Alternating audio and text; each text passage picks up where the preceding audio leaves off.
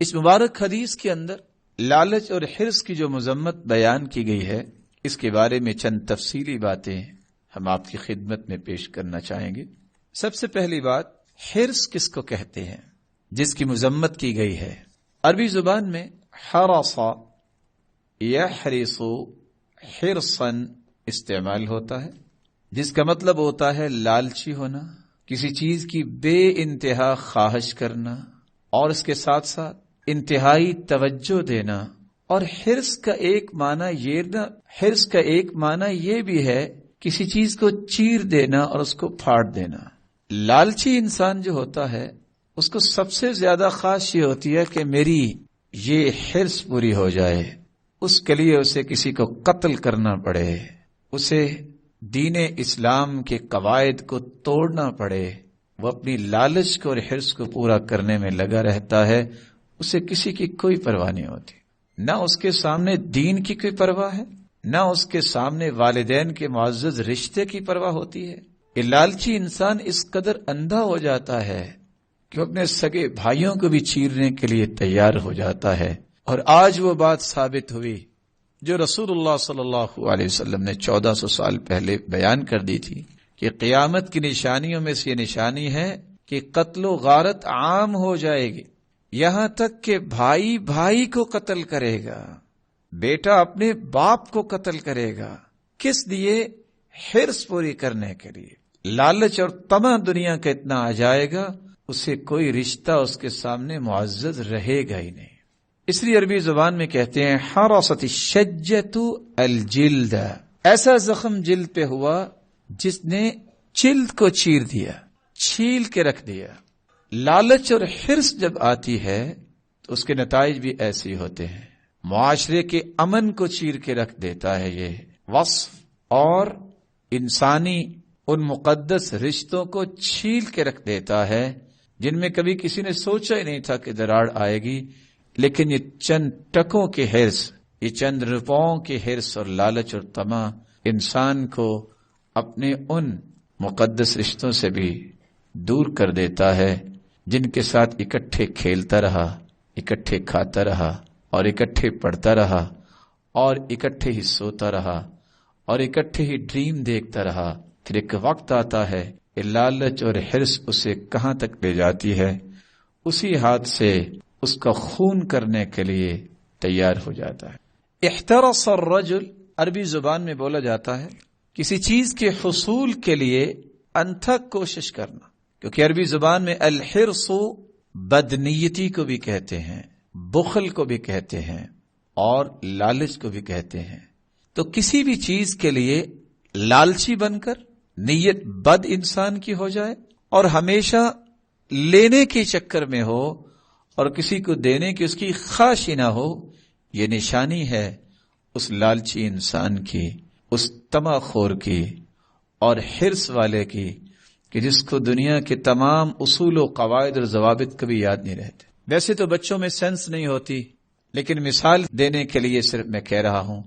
آپ نے دیکھا ہوگا 2 سے 4 بانٹے بھی کسی بچے کے پاس ہوتے ہیں، وہ بیچارہ ایک اور بانٹا لینے کے لیے اس قدر ترس رہا ہوتا ہے، یہ اس کا اگرچہ بچپنا ہوتا ہے۔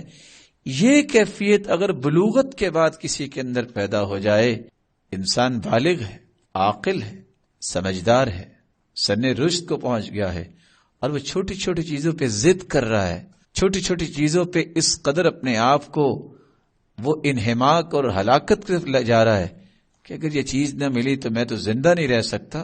یہی تو لالچ ہے۔ اور بعض لوگ یہ 4-5 سالہ بچے کی اور 6 سالہ اور 8 سالہ بچے کی بات نہیں ہے، 50 سال کے بھی ہو جائیں تو ان کی طبیعتوں میں بچپنا ہی رہتا ہے، چھوٹی چھوٹی بات پہ جھگڑتے نظر آتے ہیں۔ انسان کو اللہ نے کتنا عالی بنایا ہے، اس کی اقدار بھی عالی ہے، افق فکری سے نوازا ہے اللہ تعالیٰ نے۔ وہ ہمیشہ بلند سوچیں سوچتا ہے، وہ ہمیشہ خود کو اور قوم کو بلند کرنے کے بارے میں پلاننگز کرتا ہے۔ اگر وہ 2 سے 4 روپے کی چیز پہ حرص کر بیٹھا ہے تو یہ تو دنیا میں کوئی کام نہیں کر سکتا۔ جو اپنی حرص کو نہیں توڑ سکتا وہ بتان باطلہ کو کیسے توڑے گا؟ جو شخص اپنی خواہش کو شکست نہیں دے سکتا، وہ آج کے دور میں اگر 1.5 ارب مسلمان ہیں، وہ 6 ارب کافروں کو کیسے شکست دے سکے گا؟ قوم کے ہر اس فرد کو یہ سوچ بنانی چاہیے میں ہوں کون اور میری ذمہ داری کیا ہے، اور مجھے حرص کرنی کس بات پہ ہے، اور مجھے لالچی کس چیز کا بننا چاہیے۔ لالچی بنے کہ فلاں صحابی نے یہ کام نیکی کا کیا تھا، میں نے بھی ایسا کرنا ہے۔ حرص کرو ایسے جیسے صحابہ کرام کی حرص تھی کہ جان جاتی ہے تو جائے، اللہ کی رضا نہ جائے۔ طمع ہو تو اس بات کا، کھجوریں کھاتے کھاتے جب دیکھا کہ دشمن سر پہ آ گیا ہے تو صحابی نے کہا باقی کھجوریں اب جنت میں جا کے کھائیں گے، اور لفظ کیا بولے؟ واہن لریح الجنہ، واہن لریح الجنہ۔ یہ جنت کی خوشبوئیں کتنی اچھی ہیں۔ جن کو جنت کی حقیقت معلوم ہو جائے وہ دنیا کی حرص اور لالچ میں نہیں پڑتے، اور اللہ عز و جلال نے جو وعدے کیے ہیں وہ سچے وعدے ہیں۔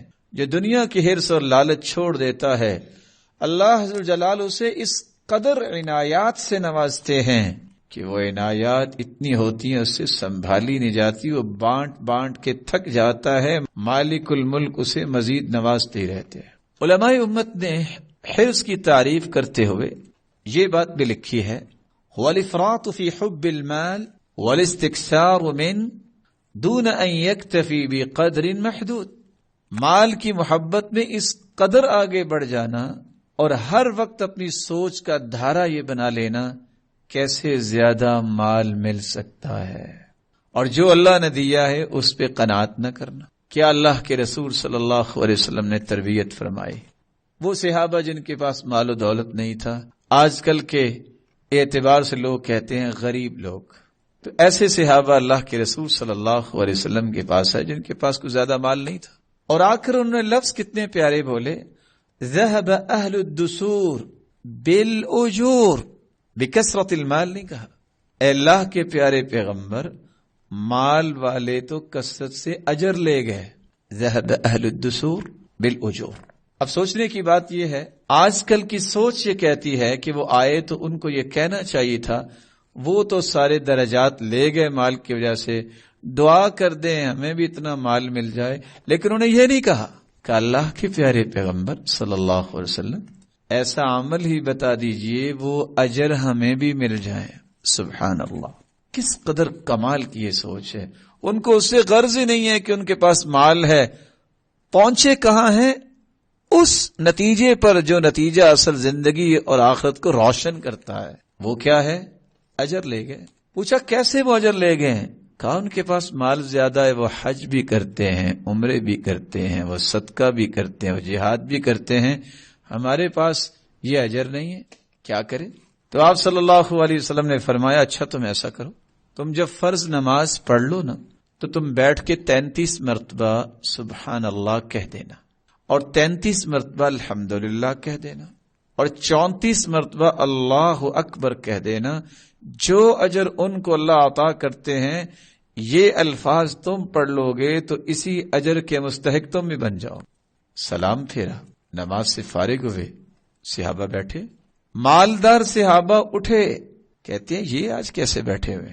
کہتے ہیں آپ کیسے بیٹھے ہیں؟ اب وہ چھپا تو سکتے نہیں۔ آج تو ہم 5 روپے کی چیز دیکھتے ہیں نا، بچپن میں بچے چھپا لیتے ہیں کہ بھائی کو پتہ نہ چل جائے۔ اس قدر اللہ تعالیٰ نے ان کے دل پاکیزہ بنائے تھے۔ کہا ہمیں اللہ کے رسول صلی اللہ علیہ وسلم نے یہ فرمایا ہے۔ مالدار صحابہ بھی بیٹھ گئے، کہا یہ کام تو ہمیں بھی کرنا چاہیے۔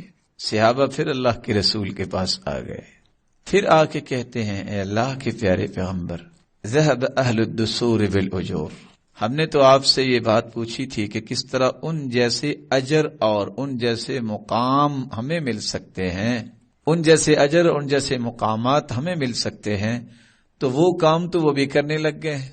تو آپ نے مسکرا کے پھر فرمایا ذالک فضل اللہ یؤتیہ من یشاء، یہ اللہ کا پھر فضل ہے جس کو عطا کر دے۔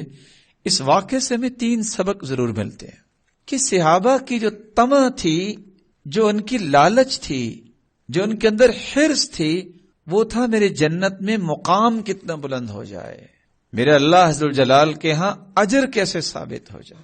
اور دوسرا، جیسا کہ دوسری روایت میں آتا ہے، ایک صحابی آئے اور آ کے کہتے ہیں یا رسول اللہ صلی اللہ علیہ وسلم، میں آپ سے ایسی بات کے متعلق پوچھنے آیا ہوں، قد احزنتنی، وَأَرْهَقَتْنِي وَأَسْقَمَتْنِي، لفظوں پہ غور کرنے والی چیز ہے یہ۔ اے اللہ کے پیارے پیغمبر، میں وہ بات پوچھنے لگا ہوں جس نے مجھے نڈھال کر رکھا ہے، جس نے مجھے بیمار کر دیا ہے، جس نے مجھے غم میں ڈال دیا ہے۔ میرے صحابی، آپ کو کون سی بات غم میں ڈال چکی ہے جس نے نڈھال کر دیا ہے؟ اس کو کہتے ہیں نا، میں تو ٹوٹ پھوٹ گیا، میرے اندر تو کوئی طاقت ہی نہیں رہی، اتنا غم آیا ہے۔ تم غمگین کیسے ہو گئے ہو؟ کہا صرف ایک ہی بات نے غم میں ڈالا ہے اور میں ٹوٹ پھوٹ گیا ہوں، بیمار ہو چکا ہوں۔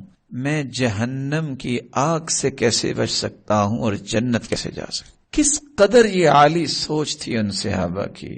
انہوں نے یہ لفظ ہی نہیں بولا کہ میرے پاس تو فلاں جتنا مال ہی نہیں ہے، فلاں کو تو یہ ملا ہوا ہے، مجھے یہ ملا ہی نہیں ہے۔ ان کی سوچیں کچھ اور ہیں کہ میں جہنم کی آگ سے کیسے بچ سکتا ہوں اور میں جنت کا وارث کیسے بن سکتا ہوں۔ یہ طمع تھا، یہ لالچ تھی، یہ حرص تھی صحابہ کرام کے اندر کہ ہمیں درجات کیسے مل سکتے ہیں۔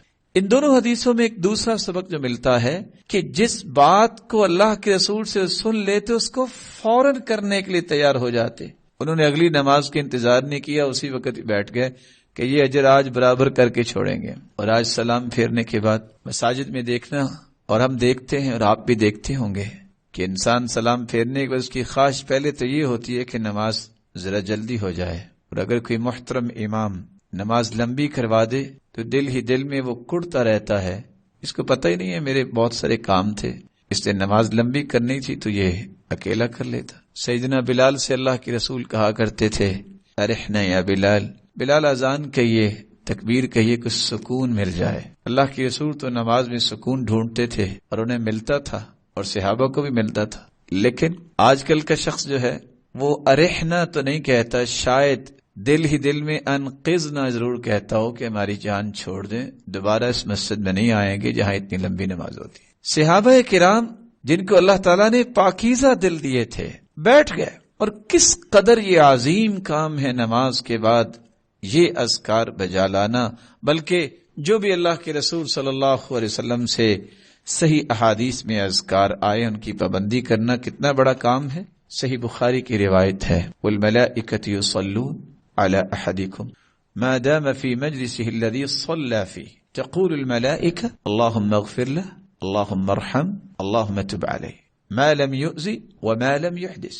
جو شخص فرض نماز کے بعد بیٹھا ہے، ذکر میں مشغول ہے، آیت الکرسی اس نے پڑھ لی تو جس دن وہ فوت ہوگا اس دن وہ جنت کا مہمان ہوگا۔ جب تک بیٹھا رہے گا کھربوں کی تعداد میں فرشتے 3 دعائیں اس کے لیے کرتے رہیں گے جب تک وہ ذکر کرتا رہتا ہے، اے اللہ اسے معاف کر دے، اس پہ اپنی رحمت کی برکھا برسا دے اور اس کی توبہ کو قبول فرما لے۔ رسول اللہ صلی اللہ علیہ وآلہ وسلم نے صحابہ کرام کی خواہشات کا ایک رخ مقرر کیا جس کا نمونہ ان 2 احادیث کی روشنی میں آپ نے سنا۔